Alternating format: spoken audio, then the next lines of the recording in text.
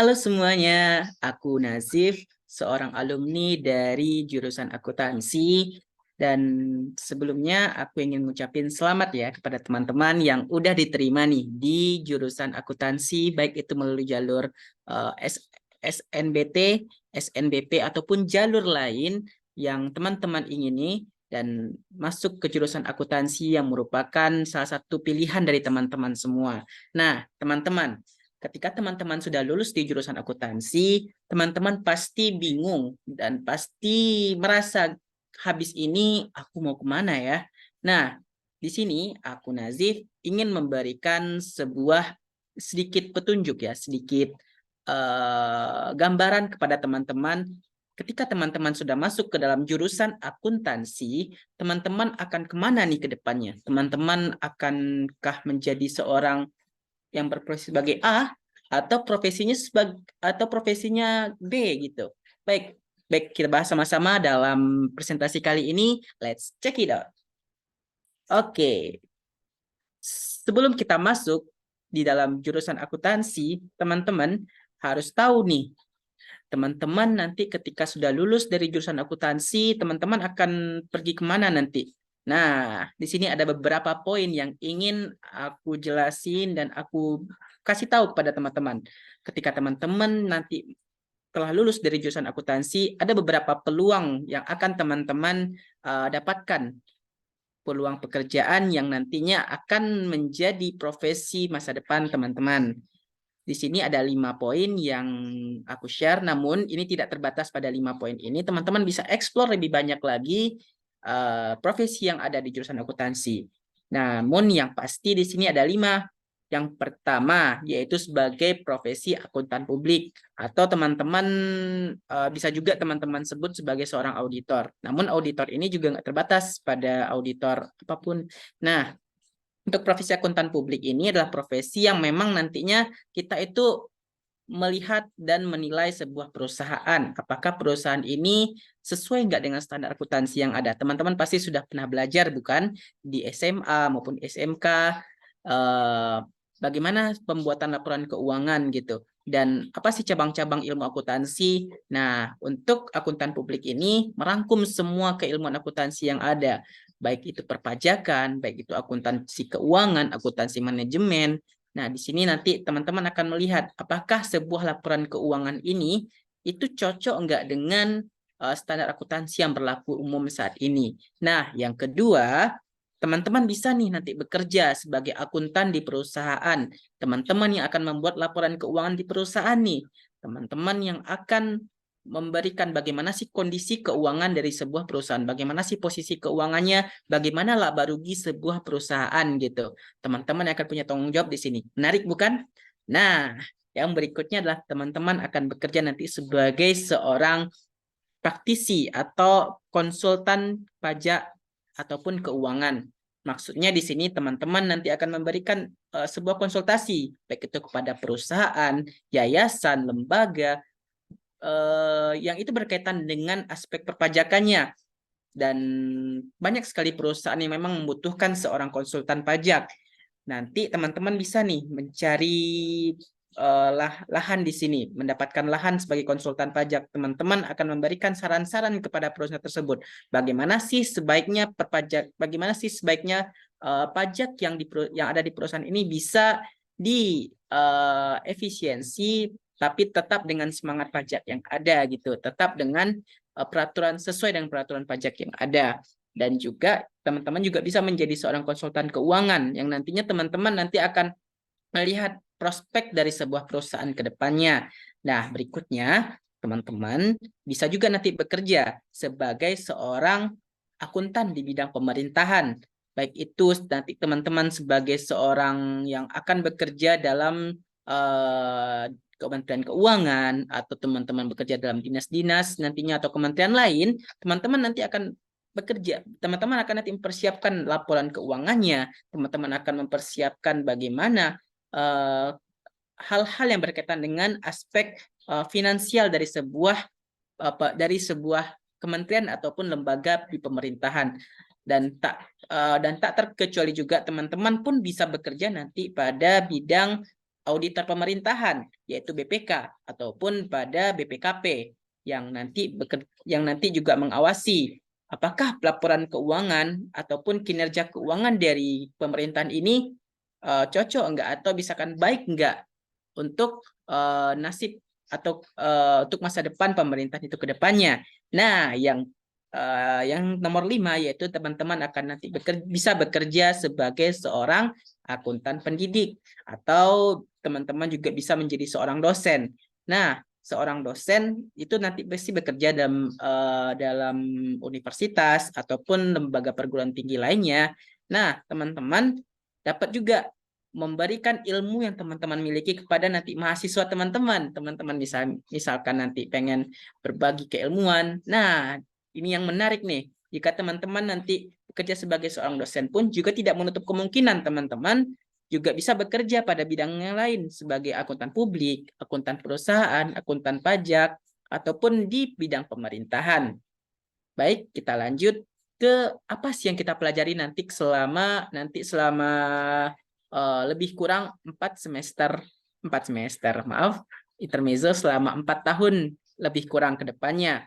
Nah, teman-teman, jika teman-teman masuk atau lulus pada program studi S1 akuntansi, lebih kurang berdasarkan riset dan juga berdasarkan pantauan dari aku selama beberapa tahun ini, teman-teman akan mempelajari setidaknya sebanyak 144 SKS untuk mata kuliah S1 dengan harapan menyelesaikannya dalam waktu 4 tahun. Nah, dalam tahun pertama, teman-teman akan menempuh beberapa mata kuliah berikut. Yang pertama, yaitu mata kuliah umum. Mata kuliah umum itu biasanya terdiri dari 5, yaitu agama, pendidikan kewarganegaraan, Pancasila, bahasa Indonesia, dan juga kewirausahaan. Di sini teman-teman akan mempelajari apa sih yang berkaitan dengan mata kuliah umum, dan ini wajib sifatnya bagi seluruh program studi yang ada, tidak terkecuali pada bidang akuntansi. Nah, berikutnya yaitu pada pengantar akuntansi. Pengantar akuntansi ini teman-teman akan belajar bagaimana akuntansi, teman-teman akan ulangi lagi mata pelajaran di SMA teman-teman. Akuntansi jasa, akuntansi manufaktur maupun akuntansi perusahaan barang. Dan kemudian teman-teman juga akan belajar pengantar bisnis dan manajemen, pengantar ekonomi mikro dan makro, pengantar matematika ekonomi dan bisnis, dan juga pengantar perpajakan. Nah, di tahun pertama ini, teman-teman akan belajar segala hal dasar-dasar ilmu yang berkaitan dengan akuntansi. Teman-teman harus bisa memaksimalkan ilmu akar, ilmu dasar ini. Teman-teman harus mampu untuk memahami ini, karena nanti ke depan akan merantai apa saja yang teman-teman pelajari semester 1 ini. Jadi harus maksimalkan di sini. Yang kedua, di tahun kedua, teman-teman akan lanjut ke mata kuliah yang tentunya lebih sulit. Namun, teman-teman jika sudah paham akarnya di tahun 1, teman-teman insya Allah teman-teman akan bisa nanti memahami juga secara berantai untuk di tahun kedua ini. Nah, untuk tahun kedua, teman-teman akan belajar beberapa teman-teman akan belajar mata kuliah berikut. Yang pertama, perpajakan. Setelah teman-teman belajar mengenai pengantar perpajakan, teman-teman akan dilanjutkan lebih dalam mengenai perpajakan. Di sini teman-teman akan belajar bagaimana sih pajak satu persatu pajak di sana. Yang kedua, yaitu teman-teman akan belajar tentang akuntansi biaya dan akuntansi manajemen. Nah, bedanya teman-teman, akuntansi biaya dan akuntansi manajemen ini teman-teman akan tahu nanti setelah teman-teman berkuliah di tahun kedua. Oke, selanjutnya teman-teman akan lanjut ke akuntansi keuangan menengah. Nah, ini merupakan lanjutan dari pengantar akuntansi. Dan berikutnya kita akan belajar mengenai manajemen keuangan, dan lanjut itu statistika. Lalu teman-teman akan belajar mengenai sistem informasi akuntansi. Kenapa nih sistem informasi akuntansi kita perlu pelajari? Karena di masa sekarang akuntansi tidak hanya dari segi mencatat saja, namun kita akan belajar juga, kita akan harus paham juga mengenai informasi akuntansi, karena akuntansi ini merupakan adalah ilmu yang berkaitan juga dengan seni ya, dengan menyediakan informasi yang ada. Jadi teman-teman harus paham juga bagaimana sih sistem informasi yang disampaikan oleh akuntansi. Lalu berikutnya yaitu hukum bisnis. Teman-teman akan belajar mengenai pasal per pasal, undang-undang berkaitan dengan regulasi bisnis yang ada dan lain sebagainya. Nah, setelah teman-teman belajar di tahun kedua, teman-teman akan lanjut di tahun ketiga. Namun, saran di tahun kedua ini, teman-teman maksimalkan. Teman-teman bisa lebih improve kemampuan diri teman-teman, tidak hanya dari segi akademis saja. Teman-teman bisa maksimalkan di luar kampus. Misalkan teman-teman ikut organisasi, ataupun teman-teman ikut banyak lomba, di sini teman-teman sudah bisa, karena teman-teman sudah punya dasar di tahun 1 sebelumnya. Nah, namun untuk teman-teman yang ingin ikut organisasi, saran aku, ikutilah organisasi itu hanya 1 atau 2 saja. Karena memang di tahun 2 ini bisa dikatakan cukup berat, namun di sini juga waktunya untuk mulai mengembangkan keinginan teman-teman dan bakat teman-teman. Nah, berikutnya kita lanjut ke tahun ketiga, yaitu tahun yang memang kata orang antara ingin nikah ataupun berhenti. Tapi teman-teman, ketika teman-teman sudah masuk di tahun ketiga, teman-teman bisa nantinya ini adalah namanya masa untuk mencoba ilmu akuntansi lebih ke prakteknya lagi. Nah, yaitu pada tahun ketiga teman-teman akan belajar mengenai auditing, metode penelitian. Ini persiapan nanti untuk menghadapi skripsi ya. Terus akuntansi keuangan lanjutan yang merupakan puncak dari ilmu akuntansi itu, dan teman-teman juga akan belajar akuntansi pemerintahan. Bagi teman-teman nanti akan masuk ke dunia pemerintahan, ini perlu. Dan 2 ini kuliah kerja nyata tergantung dengan kebijakan kampus yang ada ya. Jadi kuliah kerja nyata ini ada yang diadakan, ada yang tidak diadakan. Terus ada juga magang. Magang ini adalah pergi ke perusahaan-perusahaan ataupun kantor akuntan publik, kantor pajak yang ada di tempat-tempat yang berkaitan dengan hal tersebut. Nah, saran saya di tahun ketiga ini, teman-teman mulai maksimalkan pada sektor pekerjaan teman-teman.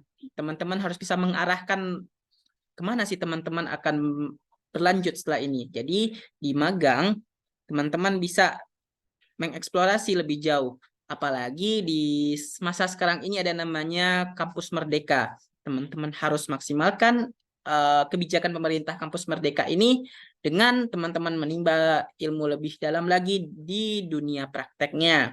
Baik, kita lanjut di mata kuliah semester keempat, tahun keempat, yaitu mata kuliah akhir gitu ya, mata kuliah yang menentukan kelulusan teman-teman. Baik, kita lanjut di tahun keempat. Di tahun keempat lebih kurang kita akan mempelajari beberapa mata kuliah berikut, yaitu teori akuntansi, sistem pengendalian manajemen, manajemen strategik, seminar akuntansi, manajemen risiko, corporate governance, dan yang paling akhir adalah skripsi. Nah, teman-teman, di sini adalah mata kuliah yang memang cukup berat. Namun teman-teman, kalau teman-teman bisa, teman-teman yakin dengan diri teman-teman, insya Allah teman-teman akan bisa lulus dengan sebaik-baiknya. Oke, dan juga uniknya di perkuliahan ini beda dengan di kampus ya, beda dengan di sekolah maksud saya. Jadi di perkuliahan pada umumnya ya, di perkuliahan pada umumnya teman-teman bisa menyicil mata kuliah di semester depan, teman-teman bisa ambil di semester sekarang. Jadi ketika teman-teman lulus di tahun keempat, teman-teman bisa lulus lebih cepat, bisa 3,5 tahun ataupun lebih 3,2 bulan, ada yang sampai segitu. Jadi teman-teman maksimalkan, teman-teman rajin, maka teman-teman akan mendapatkan hasil yang baik ke depannya. Baik, mungkin itu saja yang bisa saya sampaikan. Terlebih dan terkurang saya mohon maaf dan terima kasih.